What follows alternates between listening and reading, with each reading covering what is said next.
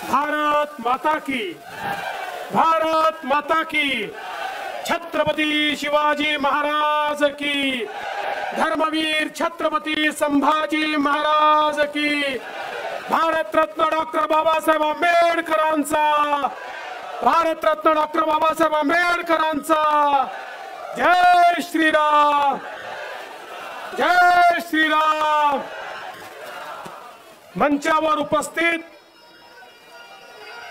महाराष्ट्राचे आपले अध्यक्ष चंद्रशेखर बावनकुळेजी, आपल्या लोकप्रिय उमेदवार श्रीमती नवनीतताई राणा, जोगेंद्र कवाडे सर, रामदास तडसजी, डॉक्टर अनिल बोंडेजी, प्रवीण पोटेजी, युवा स्वाभिमानचे स्वाभिमानी नेते रवी राणाजी, प्रतापदादा अडसळ, आशिषजी देशमुख, सचिनजी खरात, निवेदिताताई चौधरी, जयंतजी डेहनकर, विजयजी हरगुडे, शिवराय कुलकर्णी, किरणजी पातुरकर, किरणताई महल्ले, जगदीश भाऊ गुप्ता, प्रमोदजी कोरडे, रुपेशजी खडसे, अरुणजी पडोळे, रमेशजी बुंदिले, प्रभुदास भिलावेकर, चरणदास इंगोले, पंकज जाधव, निळकंठ कात्रे, रवींद्र खांडेकर, राजेश वानखेडे या ठिकाणी उपस्थित भारतीय जनता पार्टी, शिवसेना, राष्ट्रवादी, रिपाई, युवा स्वाभिमान, लवजी शक्ती सेना आणि आपल्या तमाम महायुतीचे घटक पक्षाचे नेते आणि उपस्थित भगिनी आणि बंधूंनो, सर्वप्रथम मी तुम्हाला एक खुशखबरी देणार आहे। एक अत्यंत चांगली घटना झाली आहे। आमच्या नवनीत राणांवर जे लोक बोट उचलत होते त्यांना आज सुप्रीम कोर्टाने जबाब दिलाय आणि आताच 10 मिनिटांपूर्वी सुप्रीम कोर्टाचा निर्णय आलाय आणि सुप्रीम कोर्टाने नवनीत राणांचं सर्टिफिकेट पूर्णपणे वैध ठरवलेलं आहे।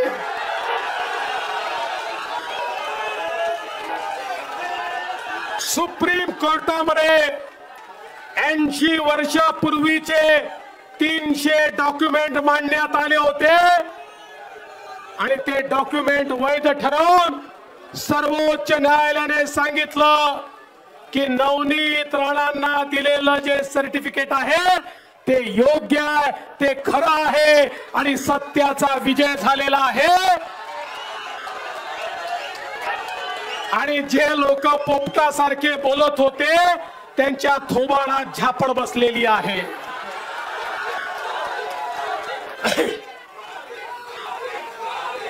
जिसका आरंभ अच्छा होता है उसका अंत भी अच्छा होता है।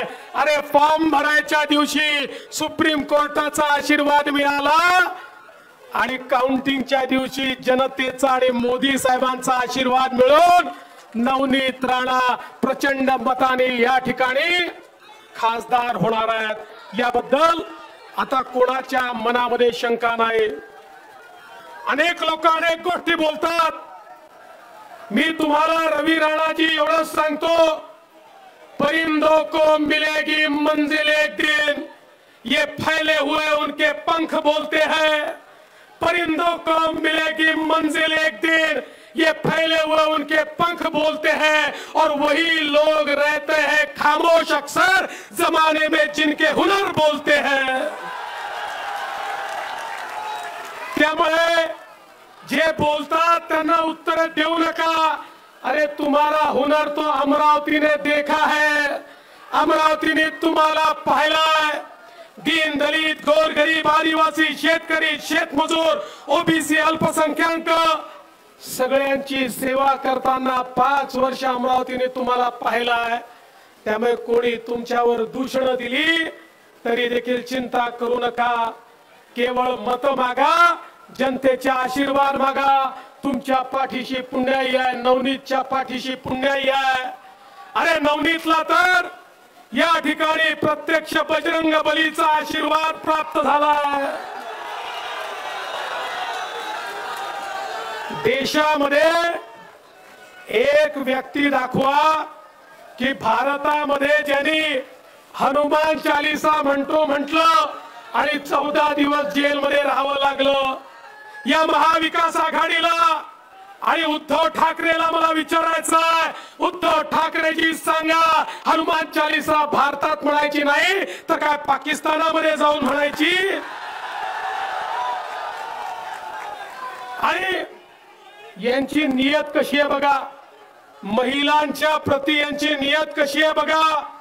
ते राहुल गांधी म्हणतात हमको हिंदू समाज की शक्ति को समाप्त करना है। हिंदू समाजातली शक्ती म्हणजे काय?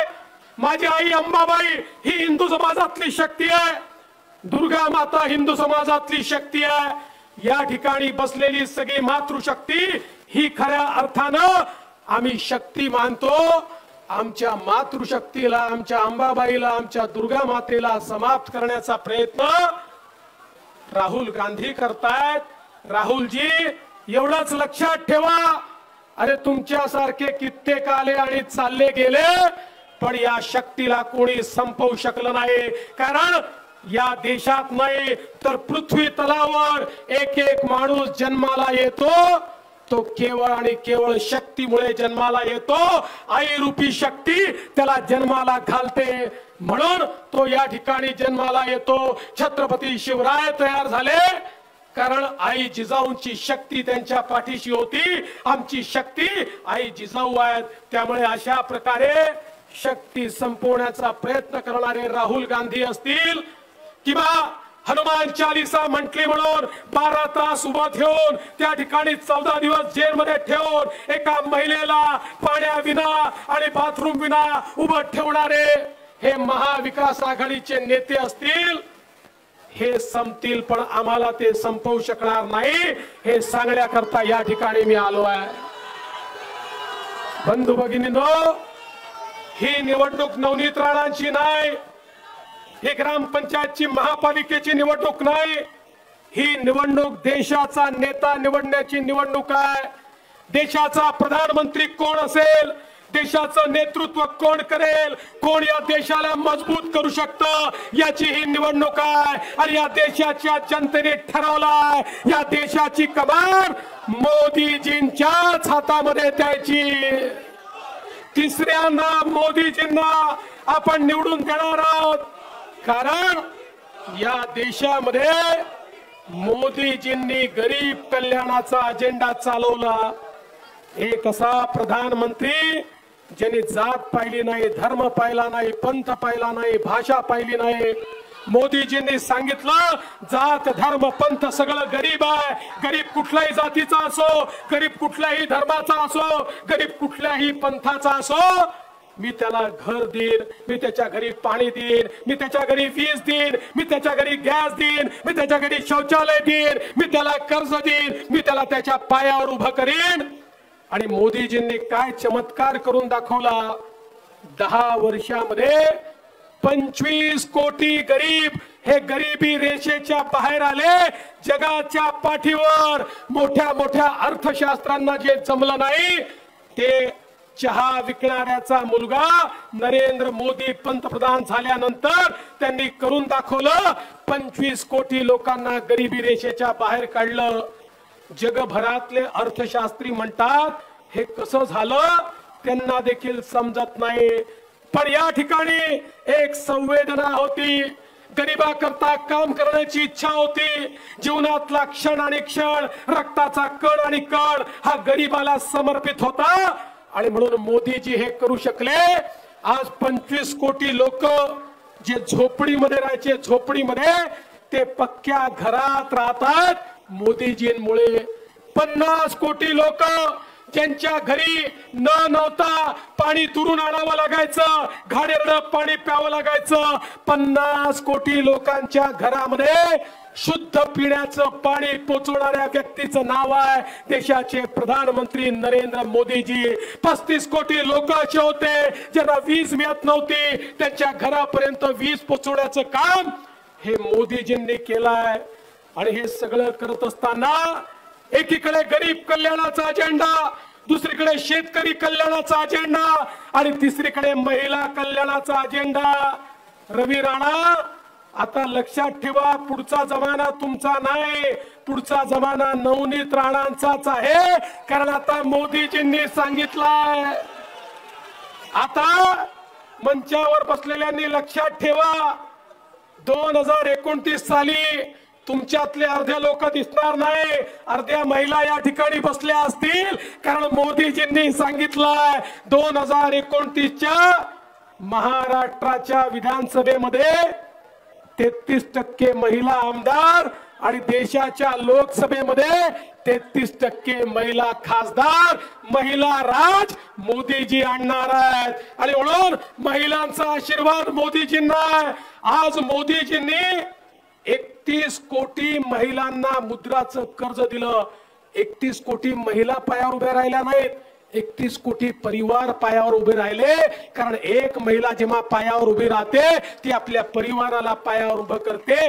हा चमत्कार मोदीजींनी करून दाखवला। 83 लाख बचत गटांना 8 लाख कोटी रुपये, 8 लाख कोटी म्हणजे किती शून्य लागतात मला देखील समजत नाही, एवढे 8 लाख कोटी रुपये मोदीजींनी 83 लाख बचत गटांना दिले आणि सांगितलं, माझ्या महिला जेव्हा पायावर उभ्या राहतील त्याच वेळी माझा देश समृद्ध होऊ शकेल। मोदीजींनी सांगितलं, माझा आदिवासी समृद्ध झाला पाहिजे। 16,000 कोटी रुपयाची योजना आदिवासींकरता तयार केली। स्टँड अप सारखी योजना तयार करून आमच्या शेड्यूल कास्ट, आमच्या अनुसूचित जातीच्या लोकांमध्ये, युवकांमध्ये उद्योजक तयार झाले पाहिजे।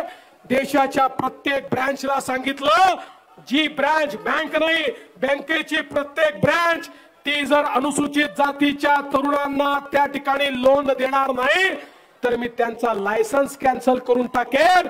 प्रत्येक ब्रँचला अनुसूचित जातीच्या युवांना त्या ठिकाणी खऱ्या अर्थानं लोन द्यावं लागलं आणि 12 बलुतेदारांकरता त्या ठिकाणी योजना आणून मोदीजींनी आमच्या ओबीसी समाजामध्ये पारंपरिक जे लोक काम करतात अशा लोकांच्या जीवनामध्ये परिवर्तन आणण्याचं काम केलं।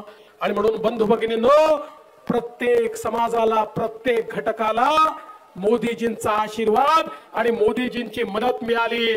आता आपल्यावर ही वेळ आहे, मोदीजींनी आपल्याकरता काम केलंय, मोदीजींना आशीर्वाद देण्याची संधी आहे। आता ज्यावेळी कमळाचं बटन आपण दाबू, आपलं मत हे केवळ नवनीत राणांना नाही, आपलं मत थेट मोदीजींना मिळणार आहे। या ठिकाणी उमेदवार कोण आहे हे महत्वाचं नाही, आता 2च खेमे आहे, एक खेमा मोदीजींचा, दुसरा खेमा राहुल गांधींचा। नवनीत राणांना दिलेलं कमळाचं वोट हे मोदीजींना मिळेल आणि इतर कुठल्याही कॅन्डिडेटला, उमेदवाराला दिलेलं मत हे राहुल गांधीच्या खेम्यात जाणारं मत आहे। आणि म्हणून तुम्हाला ठरवायचं आहे, सांगा कोणाला मतदान करायचंय, कोणाला, कोणाला, महिला कोणाला, माता भगिनी कोणाला। मोदीजींना मत द्यायचं तर आपण नवनीत राणांच्या कमळाचं बटन दाबून रेकॉर्ड वोट्सने त्यांना निवडून आणा, एवढीच विनंती करतो। नवनीत राणा 5 वर्ष एकही दिवस घरी बसलेल्या नाहीत। या ठिकाणी जंगलामध्ये, आदिवासी भागामध्ये सगळ्या गोरगरिबांपर्यंत नवनीत राणा गेले आहेत। आता तुम्ही त्यांना आशीर्वाद द्या, एवढीच विनंती करतो आणि माझं बोलणं संपवतो। धन्यवाद, जय हिंद। लोकशाही मराठी ऐका, पहा, जागरूक रहा।